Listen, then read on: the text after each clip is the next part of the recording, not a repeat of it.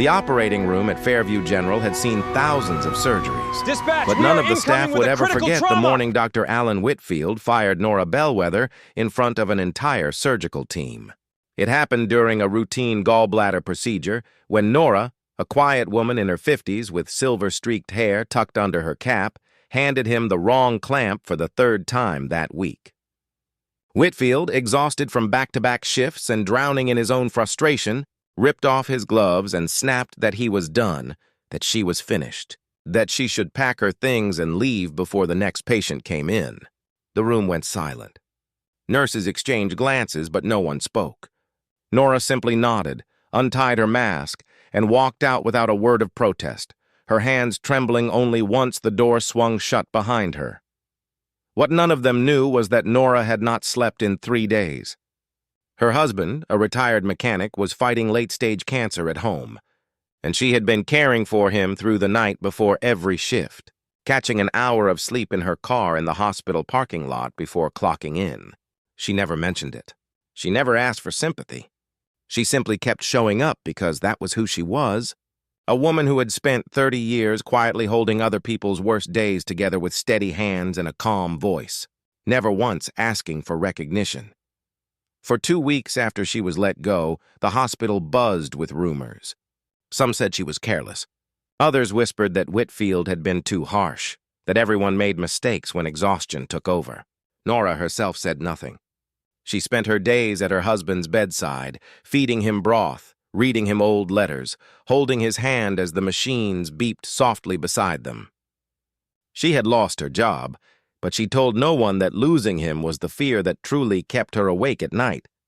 Then, on a Tuesday morning that no one at Fairview General would forget, a black sedan pulled into the hospital's circular driveway, followed by 2 more vehicles with government plates. A tall man stepped out, his uniform pressed to perfection, 4 silver stars gleaming on each shoulder. General Marcus Reyes walked through the front doors with the kind of presence that made conversations stop and heads turn. He asked the receptionist a single question.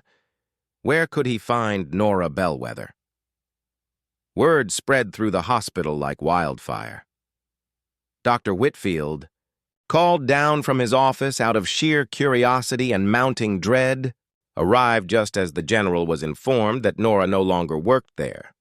Reyes's expression did not change, but something in his eyes hardened. He asked for her address instead, and within the hour, the entire surgical staff, Whitfield included, found themselves standing outside a modest house on Maple Street, watching a 4-star general walk up a cracked concrete path and knock gently on the door. Nora answered, confused and still in her nursing scrubs from years past, an old habit of comfort. When she saw the general, her face went pale. He removed his cap, and in front of the small crowd that had gathered, he told her story. Decades earlier, as a young combat medic's assistant during a mission gone wrong, Nora had been a battlefield nurse who refused to leave a wounded soldier behind under fire, dragging him nearly a mile through hostile territory on nothing but instinct and will. That soldier was Marcus Reyes. He had spent years trying to find the woman who saved his life, only to learn she had quietly returned home, married, and built an ordinary life, never once mentioning what she had done. He reached into a case and revealed the Medal of Honor, explaining that the paperwork, delayed for decades through bureaucratic tangles and a records fire, had finally been approved. He had come personally to deliver it. As he pinned it to her chest, his hands steady despite the tears in his eyes, he saluted her, and every soldier in his escort saluted with him. Whitfield stood frozen at the back of the crowd, his stomach twisting with shame as he realized the woman he had dismissed over a handful of trembling mistakes had once run through gunfire to save a stranger's life, all while hiding her own quiet suffering at home. Later that week, Whitfield returned to Maple Street alone. He apologized, not just for the firing, but for never once asking why she seemed so tired, so distant, so burdened.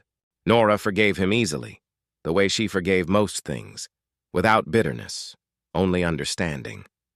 She never returned to Fairview General, choosing instead to spend her husband's remaining months by his side, medal resting in a drawer, meaning more to her than any ceremony ever could.